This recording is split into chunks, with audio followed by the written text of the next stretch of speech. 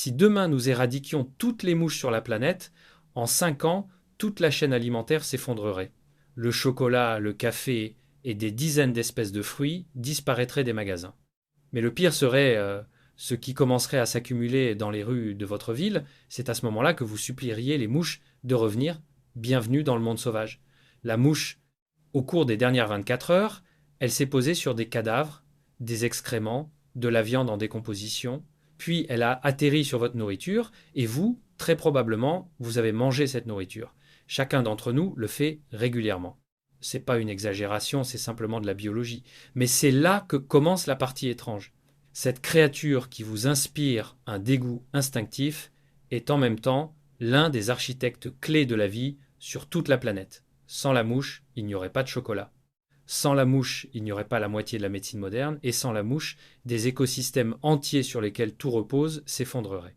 Aujourd'hui, nous allons examiner qui est vraiment la mouche, pourquoi elle a survécu aux dinosaures, et ce qui arriverait à notre monde si elle disparaissait un jour. Il y a 65 millions d'années, alors que les derniers dinosaures succombaient sous le poids d'une catastrophe climatique, les mouches étaient déjà là. Elles volaient au-dessus de leurs énormes corps, pondaient leurs œufs dans leur chair, elles faisaient exactement ce qu'elles font encore aujourd'hui. Et c'est précisément pour cela qu'elles sont encore là tandis que les dinosaures ont disparu, n'est-ce pas? Les mouches appartiennent à l'ordre des diptères, qui constitue l'un des groupes d'insectes les plus anciens et les plus prospères ayant jamais existé sur cette planète. À ce jour, les scientifiques ont décrit environ 160 000 espèces de mouches, mais ce n'est, selon toute vraisemblance, qu'une fraction du nombre réel. Chaque année, des zoologistes découvrent des dizaines de nouvelles espèces dans les forêts tropicales, les montagnes, et même dans les caves urbaines.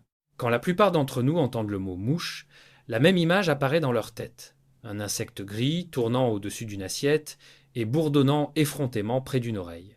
C'est la mouche domestique, notre compagne depuis les temps anciens, un organisme synanthrope, une créature que l'évolution a si parfaitement façonnée qu'elle ne peut pratiquement pas se passer de l'homme. Dans un environnement sauvage, elle vit presque inexistante. Sa maison, c'est notre maison. Sa nourriture, ce sont nos déchets.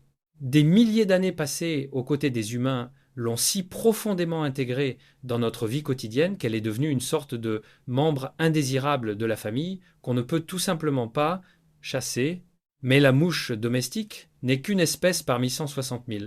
Parmi les autres, vous trouverez des mouches prédatrices qui déchirent en vol des proies plus grandes qu'elles. Vous trouverez des mouches dont les larves vivent dans le pétrole brut. Vous trouverez des pollinisateurs sans lesquels des familles entières de plantes ne pourraient pas fructifier. Et vous trouverez des espèces qui, à l'état adulte, ne se nourrissent pas du tout. Elles naissent, se reproduisent et meurent en quelques jours. Elles parviennent à laisser une descendance. Et rien de plus. Franchement, pendant longtemps, je me suis demandé sous quel angle aborder ce sujet. Il y a tellement de mouches et elles sont si diverses que c'est comme parler des oiseaux en général. Mais j'ai réalisé que c'est précisément cette diversité qui les rend si fascinantes. Dans le mot mouche se cache tout un monde parallèle qui vit à nos côtés et que nous remarquons à peine. En ce qui concerne la taille, les mouches s'étendent de 1 mm. Ce sont de petits insectes ressemblant à des moustiques que l'on distingue à peine à l'œil nu jusqu'à 6 cm. La plus grande mouche du monde, Goromida ceros, habite les forêts d'Amérique du Sud.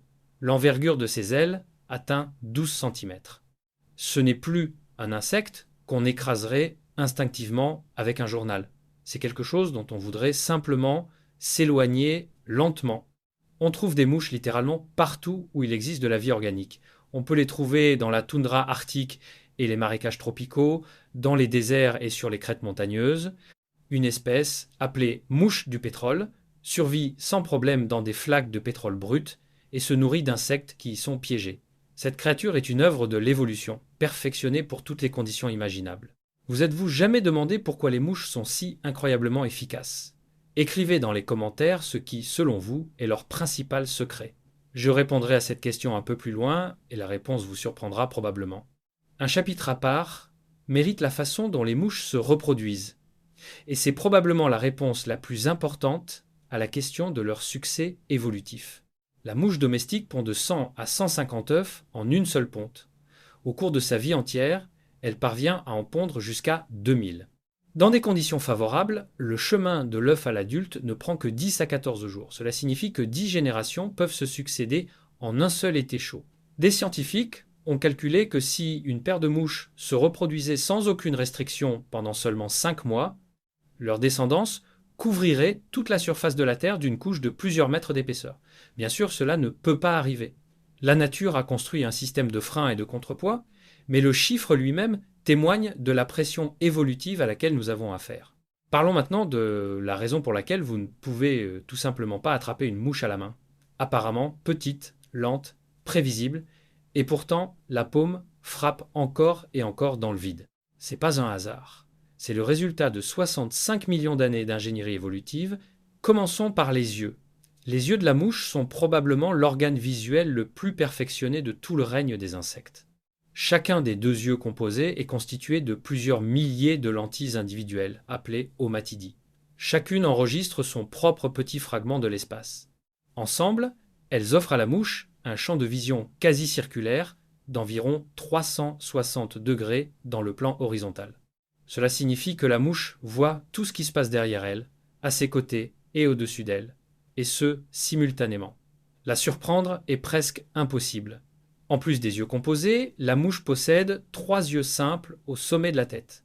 Ils ne forment pas d'image, ils fonctionnent comme des capteurs de lumière et permettent la perception de la lumière polarisée et des rayonnements ultraviolets. La mouche a donc en réalité 5 yeux, qui fonctionnent de différentes manières. Mais plus importante que l'anatomie elle-même est la vitesse de traitement de l'information. La mouche perçoit le monde environ 4 fois plus vite que l'être humain. Ce qui nous semble un mouvement de main fulgurant, la mouche le suit comme au ralenti. Elle voit votre main, évalue la trajectoire, prend une décision et décolle. Tout le processus se déroule en une fraction de seconde qui est totalement inaccessible à notre perception. Et maintenant, les mouches n'appartiennent pas aux diptères sans raison. Elles n'ont vraiment que 2 ailes, les antérieures, fonctionnelles.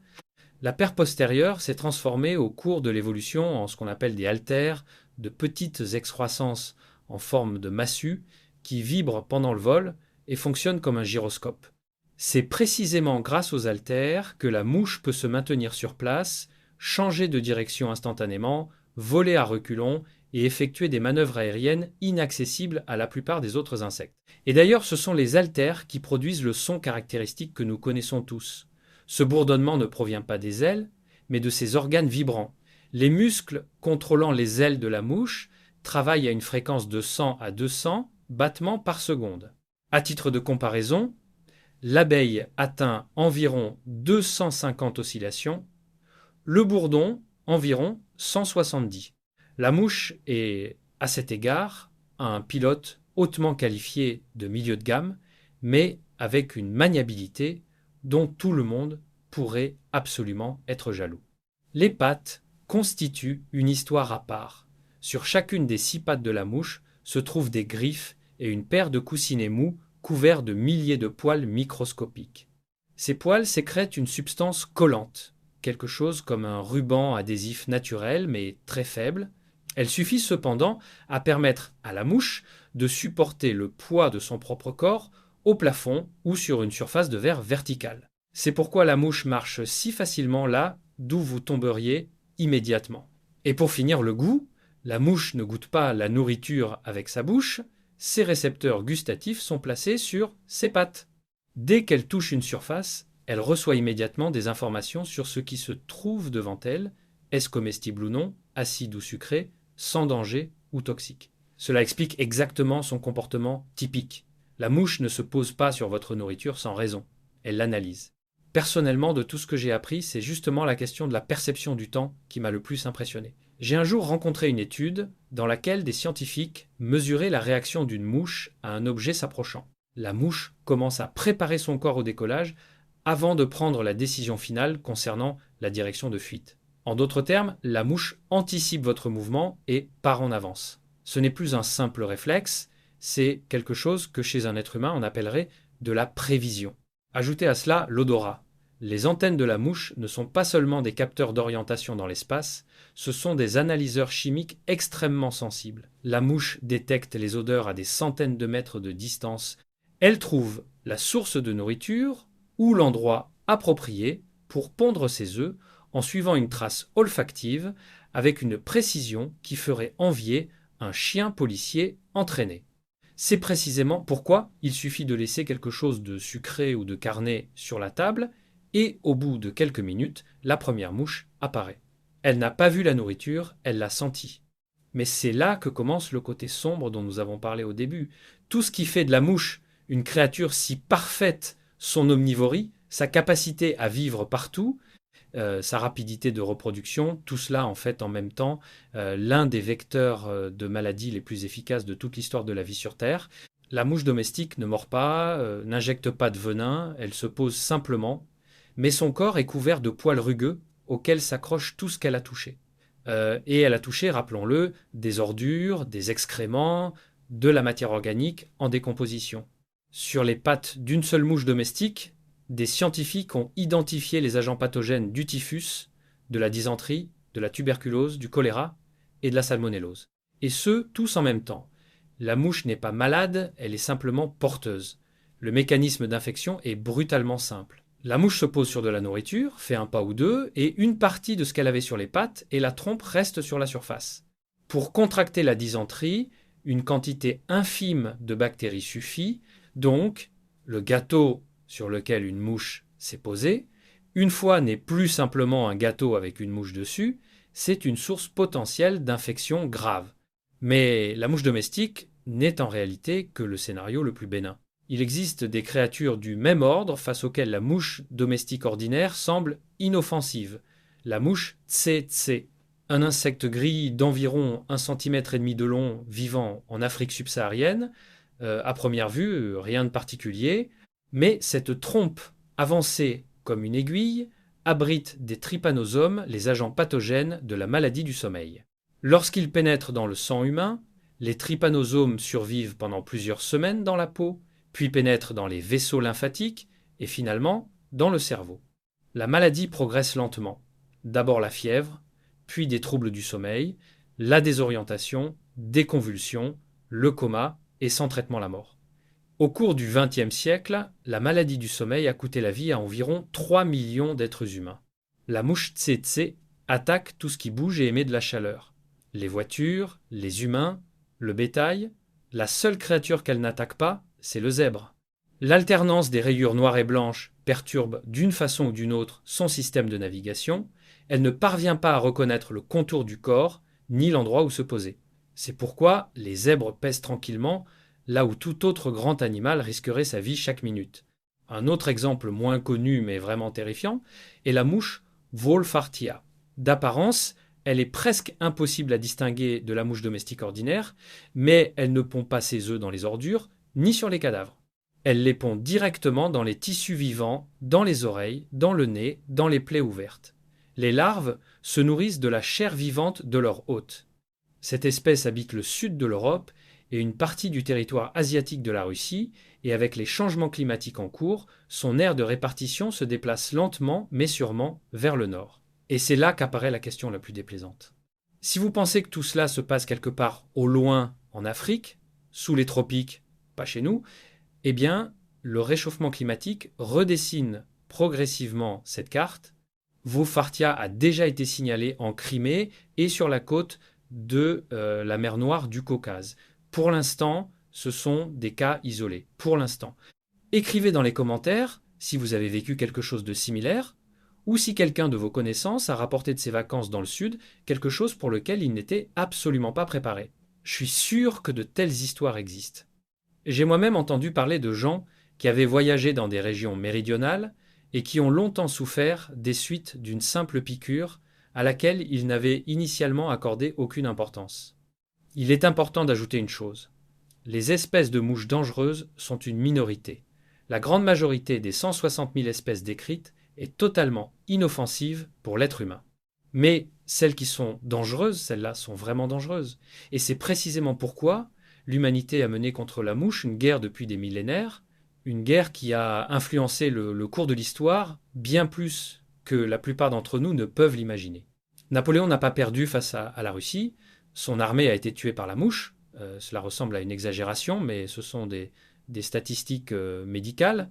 Sur les 600 000 soldats de la Grande Armée qui envahirent la Russie en 1812, bien plus moururent de maladies que dans les batailles. Le typhus, la dysenterie, les inflammations intestinales. Toutes ces maladies se propageaient par la nourriture et l'eau contaminée. Principaux vecteurs, les mouches. L'armée avançait lentement, elle laissait derrière elle des montagnes d'ordures et de cadavres, et les mouches faisaient leur travail. Au moment de la retraite de Moscou, l'armée était brisée non pas par les froids russes, elle était brisée bien avant. Et ce n'est pas le seul exemple. Pendant la guerre de Sécession, 2 fois plus de soldats moururent de maladies que dans les combats. Pendant la Première Guerre mondiale, la dysenterie et le typhus décimèrent des régiments entiers sur tous les fronts. Les médecins militaires savaient déjà à l'époque que les mouches étaient le problème principal. C'est précisément pourquoi l'hygiène du camp de campagne, les règles de gestion des déchets et la protection des aliments devinrent des questions de stratégie militaire, pas de simples problèmes opérationnels de stratégie. À l'ère qui précédait les antibiotiques, avant que la nature des infections soit comprise, la mouche était une arme invisible qui tuait aussi bien les vainqueurs que les vaincus. Elle ne connaissait pas les lignes de front, elle volait là où il y avait de la nourriture et de la chaleur. L'humanité a constamment essayé de la combattre. Les premières tentatives systématiques d'extermination des mouches remontent à la fin du XIXe siècle, quand les scientifiques ont définitivement prouvé le lien entre les mouches et les infections intestinales. Dans plusieurs villes américaines, des campagnes d'éradication des mouches furent même annoncées.